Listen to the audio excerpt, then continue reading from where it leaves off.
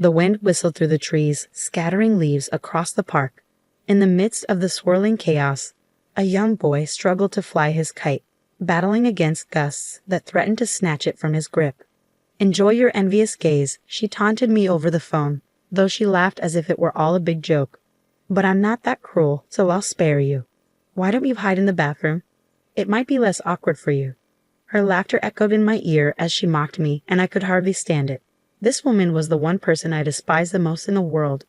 No, in the entire universe. 13 years ago, she had stolen my husband away from me.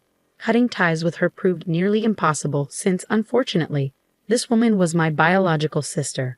As I held the phone to my ear, I chuckled softly after she hung up.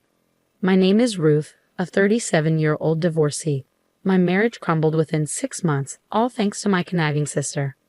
My identical twin, Rachel, and I look so much alike that even longtime friends sometimes confuse us. However, our personalities are complete opposites. I'm more reserved and introspective, while Rachel is assertive and often takes the lead. In academics, I excelled. Rachel shone in sports. She tends to blurt out whatever she thinks, saying things like, 'How can you wear such unstylish clothes?' People might think I'm not stylish either, since we're twins. That would be awful. Our strained relationship extends beyond home. Back in our school days, Rachel would bring trouble my way. I often faced harassment from other girls on my walk home. 'Stop hitting on my boyfriend,' they would yell, even though I didn't know them. 'Not again, Rachel,' I'd mutter.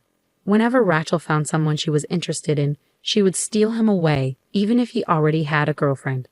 While the men were to blame too, Rachel's behavior was far worse. I, often mistaken for her, became an unwitting victim. Once Rachel got the guy, she'd lose interest, sometimes breaking up with him in a week. It was unreal.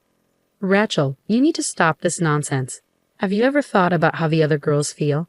And how I'm suffering too?' I asked her once. Her response was dismissive. 'Jealous women are scary. Your boyfriend John is so dull. I doubt he'll cheat on you. Don't worry, he's not my type. He's not even attractive.' The man she spoke of was my despicable ex-husband, John, who had left me without a second thought 13 years ago.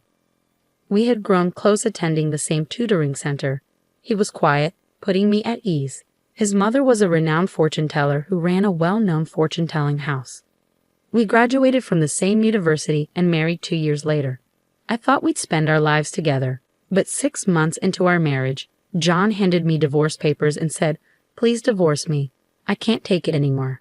And I'm sure you know why." Sitting beside him was my sister Rachel, with a smug look on her face. Stunned, I stammered, I'm sorry." "I don't understand," I said. "Did I do something wrong?" "I don't remember anything." John slammed his fist on the desk, making me jump. "Really? You have the audacity to say that?" he shouted. "You've been cheating on me. Can you deny it after seeing this?" He pointed at the pictures spread across the desk. They showed a man and a woman entering a hotel together. My heart raced as I stared at them, but my confusion only deepened. It looked like my sister Rachel was the woman in the photos, not me. No, I protested. "That's Rachel, not me." Just then, Rachel burst into tears, sobbing dramatically. "Stop this.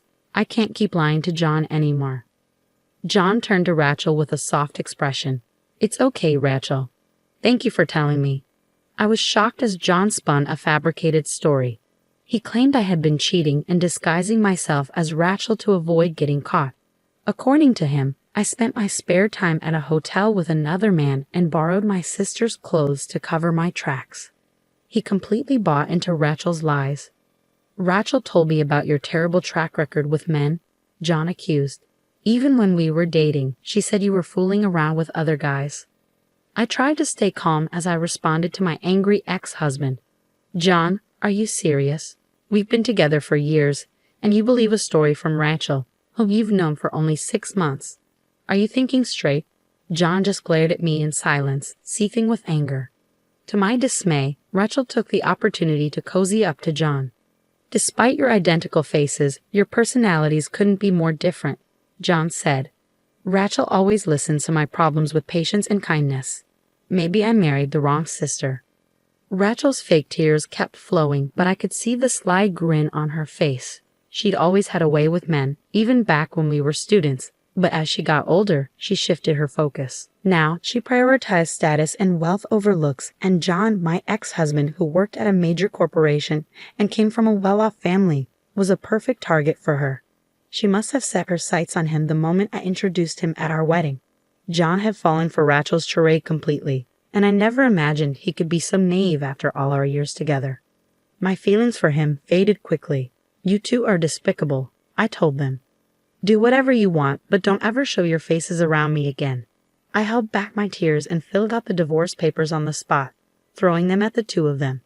Knowing my conniving sister, they probably hadn't yet started a physical relationship, so pursuing compensation seemed futile. Still, if it meant having them out of my life for good, I didn't care about the money anymore. Returning to my parents' house, I found them furious at my sister's actions, and they disowned her. When she heard about it, she was indifferent. "Oh really? I don't care," she said. "But if you're having money troubles, you'll be the ones begging me for help." "Okay, bye then." She treated even her own parents dismissively. I found out from a friend that my ex-husband and my sister married just 3 months later. I was too stunned to cry. I felt nothing. For the next 13 years, I never saw my sister or her husband. But one day, I got a call from an unknown number. I always answered for work, so I picked up, only to hear, "Hello, Ruth." I recognized the voice immediately. "I can't believe you have the nerve to call me Rachel," I said. Rachel chuckled. "Still holding a grudge? You're so gloomy, Ruth. Anyway, I have a favor to ask." With no remorse, she continued, "I'm pregnant. Of course, John's the father." "Ha? I thought you might want to tell our parents about their first grandchild since they won't listen to me." She had the audacity to order me around like that. "What are you so cheerful about when you've been disowned?" I shot back, but she just laughed it off. "How long do you think it's been?" 13 years. "I think you're the only one still holding a grudge," Rachel said with a smirk. "You're probably still living with our parents, right? I'll be the one giving them a grandchild instead of you."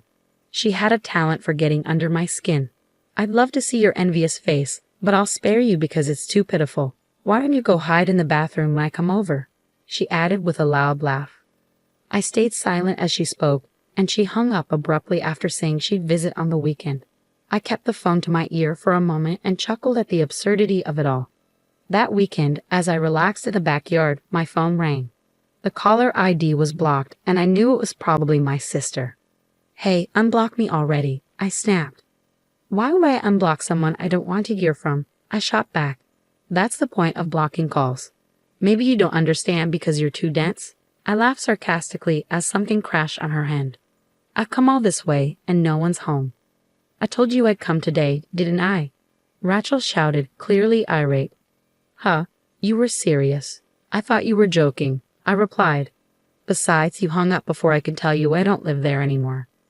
Judging by her shaky, enraged voice, it seemed she was standing in front of our old family home, unaware that none of us lived there anymore. The commotion she was causing would likely disturb the neighbors, so I gave her my current address and hung up. About an hour later, the doorbell rang. I opened the door to find a sullen-faced Rachel and my ex-husband John. "You've got some nerve," she snapped. "And what is this place? Why on earth are you living in such a nice apartment?" Her eyes were bloodshot with anger as she glared at me. I understood her shock. My apartment was relatively new, located in a great neighborhood, and not cheap. It wasn't a luxury high-rise, but it was a decent property, and her irritation was evident. Ignoring the fuming Rachel, I turned my attention to John and asked, "Is there something I can help you with?" I told them, "The neighbors won't appreciate all this noise. Why don't you come inside?" As I led them into the living room, Rachel seemed surprised by the room's spaciousness. Her frustration was obvious, and I couldn't help but smirk at her reaction. My mother, who I lived with, was sitting on the couch silently observing Rachel. "Well, you said you had something to discuss," I said, feigning politeness. "I don't mind at all, but if I'm in the way, should I hide in the bathroom or something?" I added with a sarcastic edge. Rachel snapped back, "Never mind, I'm good." She moved closer to our mother and greeted her nervously. "Hi, Ma. Long time no see. I'm pregnant, so we were hoping to talk about whether John and I can stay here for a while." At my sister's audacious request, I nearly burst out laughing. "Wait, you want me to live with you too?" "No way." Have you forgotten what you did to me in the past? Absolutely not. Rachel interrupted. Ruth, just shut up. This house is still under Dad's name, right? You can't get remarried, and you're still leeching off our parents. How pathetic for a single woman like you. Then she added with a smug grin, great job taking care of our folks. From now on, John and I will live here and take care of them. So can you leave? Oh, where's Dad? Is he at work? Seeing my sister's arrogance pushed me to my limit, but it was our mother who spoke first after listening quietly. Dad's gone. He passed away. Mom spoke those words softly, and the room fell silent. My parents had always taken my side during my divorce, even though it was Rachel's fault. My father, in particular, used to apologize to me, blaming himself for not raising Rachel better. I'm sorry, Ruth, he would say. It might be my fault. His regret deepened over time, and he struggled to keep working. Both of my parents were in their early 50s back then, and we were getting by on my income and Mom's part-time job. Later, Dad was diagnosed with cancer and passed away 10 years ago. Before he died, he said, "Don't tell Rachel anything. If she comes to my funeral, I don't think I'll make it to heaven." I said, echoing my father's words. Mom and I had not contacted my sister Rachel since then. We moved into this house 5 years ago after Mom injured her leg from overworking. Renovating the old house would have been too costly, and since it was built on a hill, it would have been difficult for Mom to navigate. Living in this more accessible home has helped her legs heal significantly. I tried to speak calmly, but the thought of Dad's passing brought me close to tears. I could see that Mom felt the same, her eyes glistening with unshed tears. But Rachel's response was predictably dismissive. Too little, too late. Besides, Dad's illness wasn't my fault. You're living in this nice place now thanks to Dad's inheritance, right? Where's my share? Don't I have a right to inherit? Rachel spoke her nonsense without hesitation. Mom immediately shot back. Inheritance? There's no such thing. You only came to us when you got in trouble for your reckless behavior. How many times did we pay alimony because you had an affair with a married man? Live with you? Never. Don't be ridiculous. It was the first time both Rachel and I had seen Mom so infuriated. Sensing the tension, Rachel fell silent, and then John, who had been sitting quietly, finally spoke. Rachel, you've been deceiving me, haven't you? Since I married you, my life's been a mess. You're a reckless spender, and you never do any housework. I've met some guys who graduated from the same high school as you, and they all told me I was blind to marry you. I nearly burst out laughing at my ex-husband's words. It was impressive that he had endured 13 years with Rachel. Yet when he approached me and said, "Ruth, I've been regretting our divorce. Do you want to start over and let bygones be bygones?" I felt a chill run down my spine. No way. He had no right to suggest that. Just as I was about to dodge his attempt to touch me, the door to the next room swung open. "Could you not touch her with your dirty hands, please?" A man suddenly appeared, taking both Rachel and John by surprise. Ignoring my sister, I focused on the newcomer. As the man spoke, Rachel and John exchanged puzzled glances. "Who is he?" they murmured. "I told you to stay out of this," I said to the man, trying to shield him from the conflict. "I couldn't stand by when he tried to touch you, Ruth," he said firmly. "Besides, having a third party might help the discussion. Don't you agree?" Fine, I relented. "This is my husband, Alex, and this is our son, Tommy." I called out to our 8-year-old son, Tommy, who had been peeking from behind the door. He must have overheard the commotion because he was glaring at Rachel and John. Rachel was stunned. "You're remarried?" she exclaimed, disbelief coloring her voice. John seemed just as shocked, his mouth hanging open. "Yes, I'm remarried," I said, a touch of sarcasm in my tone. "It's been 13 years, plenty of time for me to move on and build a new life. And yet, you two don't seem to have changed at all, except maybe looking older." Their faces turned bright red at my remarks. I met Alex shortly after my father passed away. We were colleagues, and one day he asked me out. When I declined, citing my divorce, he simply replied, "Does being divorced mean you can't remarry?" and asked me out again. We got married a year later, and Tommy was born the following year. Alex has always treated my mother with kindness, and he's supportive of us all living together. His own parents, who live with his brother and sister-in-law, have welcomed me into their family. It was Alex who suggested moving to our current home, knowing my mother's mobility was an issue at our previous house. His thoughtfulness has made our lives much easier. I turned to the two stunned individuals. My mother and I are living our lives here. Can you not disrupt our peace? And Rachel, you mentioned you were pregnant. How far along are you? Their flustered responses made me suspect Rachel was lying about her pregnancy. I remembered my brief 6-month marriage to John and how I never got pregnant, which was a source of irritation for my former mother-in-law. If Rachel wasn't actually pregnant, it would explain her connection with that ill-tempered woman. Unnerved by the harsh looks from my family, Rachel and John quickly left our house. Once they were gone, Alex shook his head. I mean, I've heard stories, but is she really your sister? She looks like you, but her character is completely different. Yes, she's my sister, I said with a bitter smile. But it seems things are settled for now. Later that evening, the doorbell rang incessantly. I looked at the monitor and sighed, knowing who it must be. When I opened the door, I found Rachel and John with pale faces on their knees. We need help. Can you lend us some money? They pleaded. Alex looked puzzled, but my mother and I shared a knowing glance. Earlier in the day, while waiting for a call from Rachel, Mom had received a call from a friend of my deceased father, who currently rents our old home. The friend and his family live there now, and he told us how he returned home to find the garden's flower buds destroyed and the windows cracked. The security footage showed a man and a woman, with the woman stomping on the flower beds and throwing stones at the windows. My enraged sister, Rachel. When Mom gave Rachel's contact info to Dad's friend, he was furious to learn this was the daughter who had tormented our father for years. The damaged garden contained rare flowers that were difficult to grow, so they demanded compensation. Given their apparent financial struggles and housing difficulties, I expected them to show up again, but I was still surprised they turned up that very day. Their audacity was truly astounding. I'll give you some money, but on one condition, I said as I watched Rachel and John trudge away with slumped shoulders. Seeing them leave, I couldn't help but laugh and think, serves you right. In their hands was the written agreement I had them sign, promising they would never approach me again in exchange for my financial help. Despite the vow, Rachel is still my sister by blood, so it's hard to fully sever ties.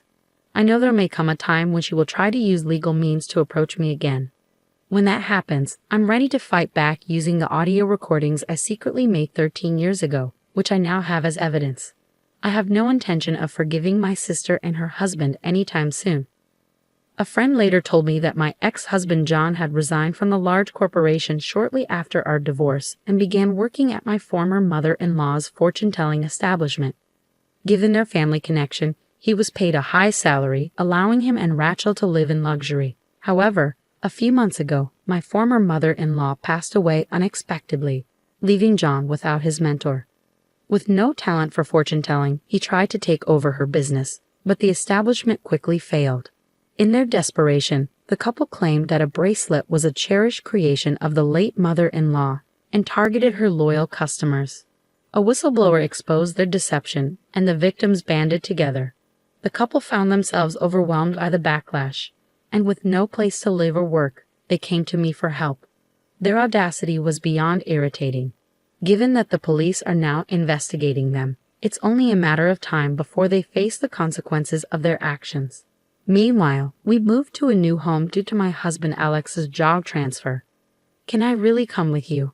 Mom asked hesitantly. Alex chuckled. Of course you can. You're an important part of our family, Mother. Even if you resist, I'll carry you over my shoulder and take you with us. Mom, hearing Alex's light-hearted joke, wiped away tears of gratitude. Grandma, you're crying again. Here, have a tissue, Tommy said, offering her a tissue. As I watched my family together, I was filled with gratitude for the happiness I had found.